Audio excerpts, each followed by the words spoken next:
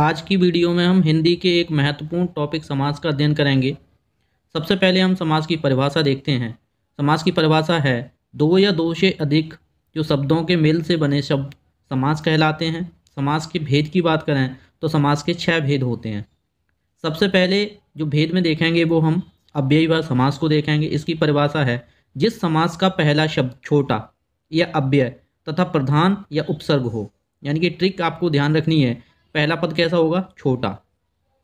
इसके उदाहरण देखते हैं, जैसे प्रतिदिन, प्रति प्लस दिन, प्रति मतलब छोटा, पहला शब्द हो गया। आजन्म, आ कैसा शब्द है? छोटा। इसमें कौन सा समास है? अव्ययीभाव। एक और आपको ध्यान रखना है, दिनों दिन, यानी कि एक समान प्रकार के अगर शब्द आए उनमें भी अव्ययीभाव समास होता है। एक अन्य उदाहरण देखें तो इसमें है हाथों हाथ, यानी कि हाथ प्लस हाथ। ट्रिक क्या है? एक शब्द कई बार आए। उसके बाद हमारा जो दूसरा समास है वो तत्पुरुष समास है।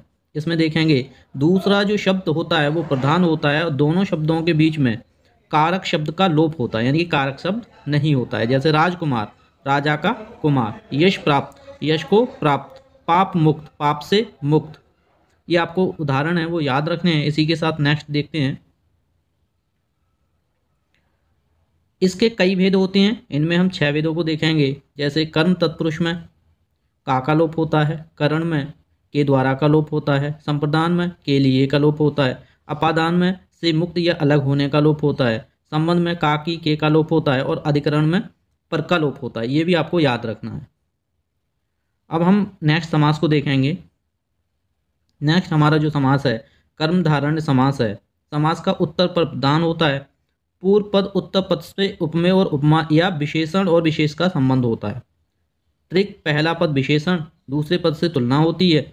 विग्रह करने पर है जो के समान शब्द आते हैं। इस ट्रिक से आप ध्यान रख सकते हैं कि इसमें कर्मधारय समास है। जैसे चरण कमल, कमल के समान चरण, तो के समान आ गया।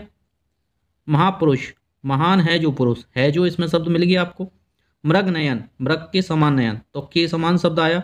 इससे आप याद रख सकते हैं। अब देखते हैं हम द्विक समास को, उसके बाद द्वंद्व समास देखेंगे। तो पहले द्विक समास देखते हैं। इसमें संख्यावाचक शब्द आते हैं, जैसे चौराहा, 4 राहों का समूह, 4 एक संख्यावाचक शब्द हो गया।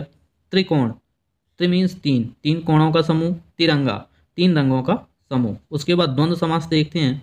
दोनों पद प्रधान होते हैं और एक दूसरे के उल्टे होते हैं। ये ट्रिक इसकी है। जैसे पाप पुण्य, पाप और पुण्य एक दूसरे के कैसे हैं? अपोजिट। ऐसे ही सुख और दुख देखें तो भी एक दूसरे के अपोजिट हैं। गुण और दोष ये भी कैसे हैं? अपोजिट। अब बहुब्रीहि समास देखते हैं। विग्रह करने पर तीसरा पद प्रधान बनता है।